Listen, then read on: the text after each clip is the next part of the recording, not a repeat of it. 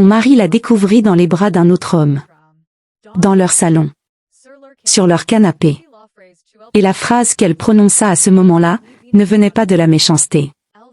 Elle venait d'un endroit bien plus sombre en elle. Et aujourd'hui, il fallait raconter comment une seule seconde avait suffi à briser 35 ans de vie commune. Salut à tous. J'espère que vous allez bien. Je vous présente Jeanne. 62 ans. Daniel, son mari, avait pris sa retraite 3 ans plus tôt. C'était censé être le début d'une nouvelle complicité. Mais elle était loin d'imaginer ce qui allait suivre. Il s'était replié sur lui-même. Le matin, il partait au marché seul. Le soir, il s'installait dans son fauteuil avec son journal, un mur de silence entre eux. Quand elle lui demandait comment c'était sa journée, il répondait calme et retournait à sa lecture. Pourtant, il y avait eu des signes.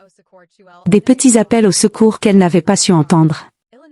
Un soir, il avait laissé traîner une vieille photo d'eux sur la table de la cuisine, prise à la plage de leur lune de miel.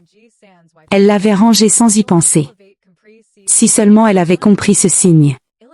Une autre fois, il avait préparé son plat préféré, un gratin dauphinois, sans raison particulière.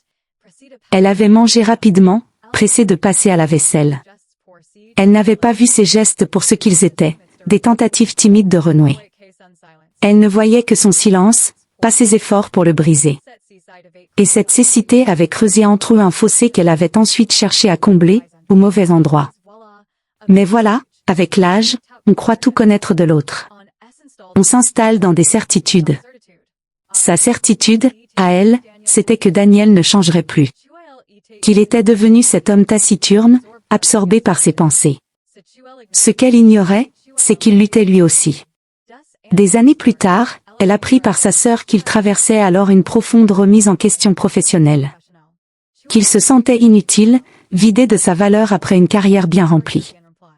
Il ne partait pas marcher pour fuir, mais pour ruminer sa peur de ne plus être à la hauteur, de ne plus l'intéresser.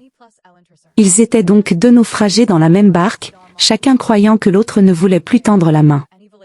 Et c'était dans cette brèche, ce malentendu monumental, qu'Antoine avait trouvé sa place.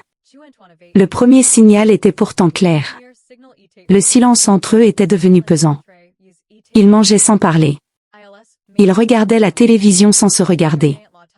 Ils étaient deux étrangers partageant le même toit. Puis était arrivé Antoine. Un ancien ami, veuf depuis 1 an. Leur retrouvaille avait été un hasard. Un café. Puis un autre. Il écoutait. Vraiment. Il lui demandait comment elle allait, et attendait la réponse. Un après-midi, alors qu'il la raccompagnait, il s'était arrêté devant sa porte. Il avait dit, « Jeanne, tu rayonnes encore. Ne laisse personne l'oublier. » Sa main avait effleuré la sienne. Cette attention, si simple, était devenue un luxe pour elle. Elle avait commencé à vivre dans une double réalité. Le jour, elle était l'épouse de Daniel, préparant ses repas, rangeant sa maison, mais évitant ses yeux. La nuit, elle repensait aux mots d'Antoine, à son rire, à cette sensation étrange d'être à nouveau vivante. Et c'est là que tout avait commencé à vraiment déraper.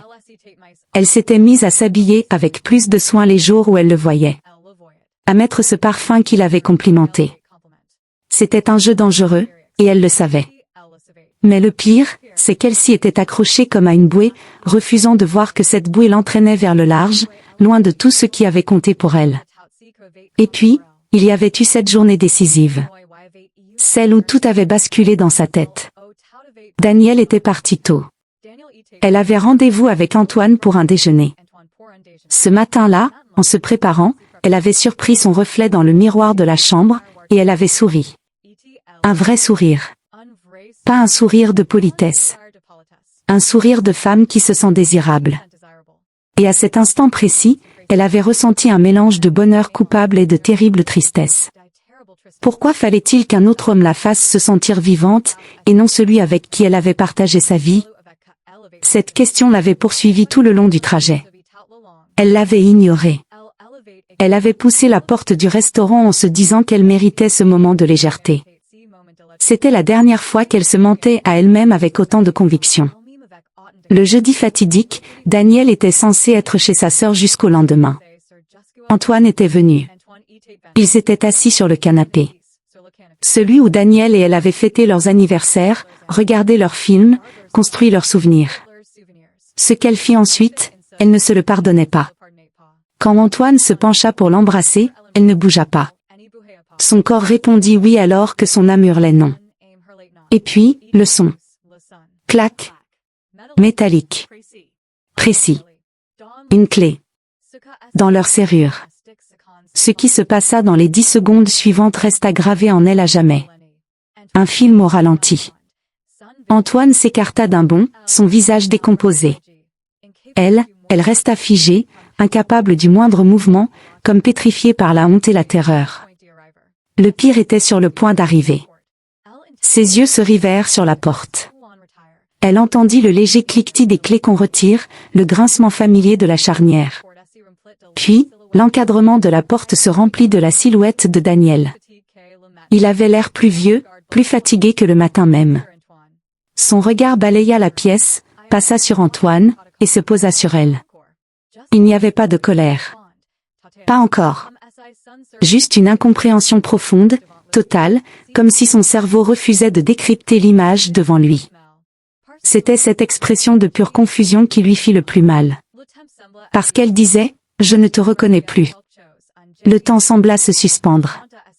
Antoine bredouilla quelque chose, un jeu, « Je m'en vais », avant de se faufiler vers la sortie, évitant le regard de Daniel. Son mari ne tourna même pas la tête pour le suivre des yeux.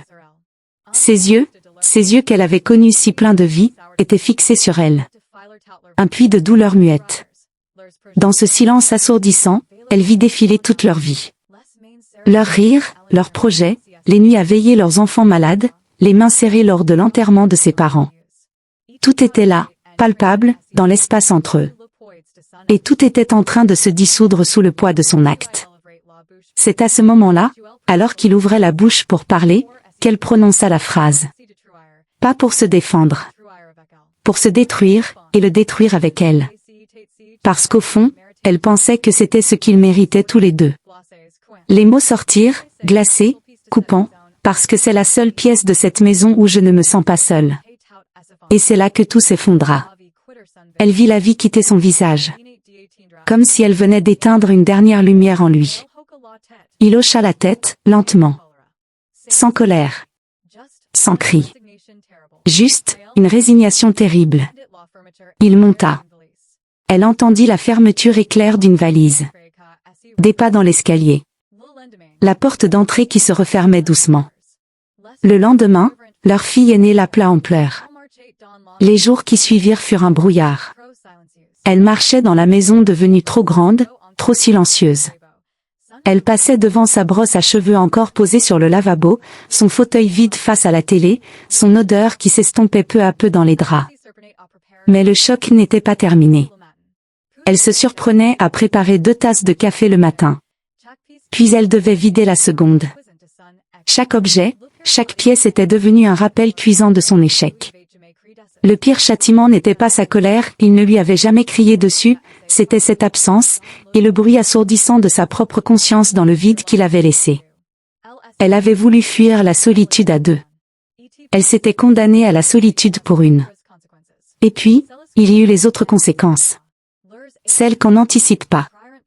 Leurs amis communs, qui prirent parti. Certains pour lui jetant des regards accusateurs au marché. D'autres pour elle, par pitié, ce qui était pire.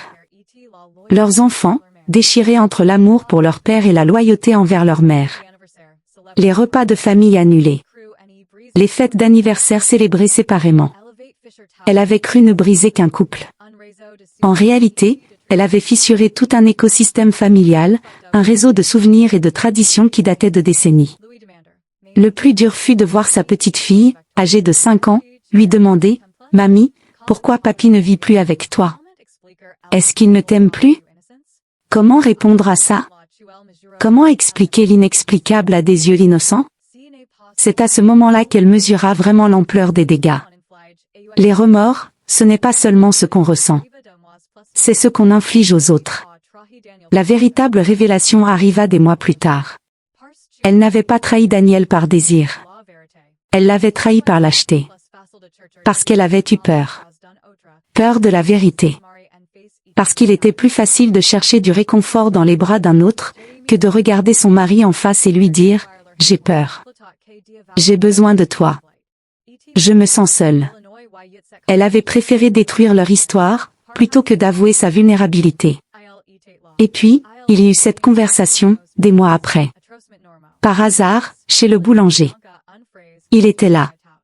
Ils échangèrent quelques mots polis, atrocement normaux. Puis, il prononça une phrase qui changea tout. Avant de partir, il se retourna et lui dit, très calmement, « Jeanne, cette phrase, c'est la seule pièce où je ne me sens pas seule. Tu sais, j'ai mis des années à construire cette maison pour nous. Chaque étagère, chaque prise, je l'ai pensée pour notre vie à deux. En l'entendant, je n'ai pas juste entendu que tu te sentais seule. J'ai entendu que tout ce que j'avais bâti n'avait aucune valeur à tes yeux. » Cette fois, ce fut elle qui vit la vie quitter son visage. Parce qu'il avait enfin mis des mots sur ce que sa phrase avait vraiment détruit, non pas juste sa fierté, mais le sens même de leur vie commune, de tout ce qu'il avait donné. Mais la vraie révélation, la plus douloureuse, vint d'elle. Des années de thérapie plus tard, elle dut accepter une vérité atroce. En disant c'est la seule pièce où je ne me sens pas seule, elle n'exprimait pas seulement sa détresse. Elle punissait Daniel. Elle lui jetait à la figure, de la manière la plus cruelle, l'échec de leur couple comme si c'était le sien seul. C'était une vengeance. Une vengeance pour toutes les conversations non nues, pour tous les regards évités, pour tous les silences partagés. Sauf qu'en voulant le blesser pour sa souffrance, elle acheva de tuer ce qui leur restait. La révélation ultime? On ne devient pas infidèle le jour où l'on baise un autre. On le devient le jour où l'on cesse de croire que son partenaire peut entendre sa douleur. Et ce jour-là, pour elle, était arrivé bien avant qu'Antoine ne franchisse leur porte. L'infidélité peut laisser des cicatrices. Mais les mots prononcés dans la honte, cela creuse des abîmes. Une leçon qu'elle avait payée au prix fort. Parfois, on ne détruit pas son couple parce qu'on fait ailleurs, mais parce qu'on ne dit plus chez soi. Alors si son histoire pouvait servir à quelque chose, qu'on lui permette de dire ceci, regardez-vous. Vraiment. Parce que le temps ne guérit pas tout. Si un silence s'installe, ne le laissez pas devenir un mur. Parlez. Même si c'est difficile. Même si les mots tremblent. Parce que les mots maladroits de l'amour qui essaie valent toujours mieux que les phrases parfaites de la trahison qui explose. Un foyer, ce n'est pas 4 murs et un toit. C'est l'endroit où l'on pose ses armes. Le jour où elle avait utilisé les siennes contre celui qu'elle aimait, elle avait rendu leur maison inhabitable pour toujours. Et certains silences résonnent pour toujours.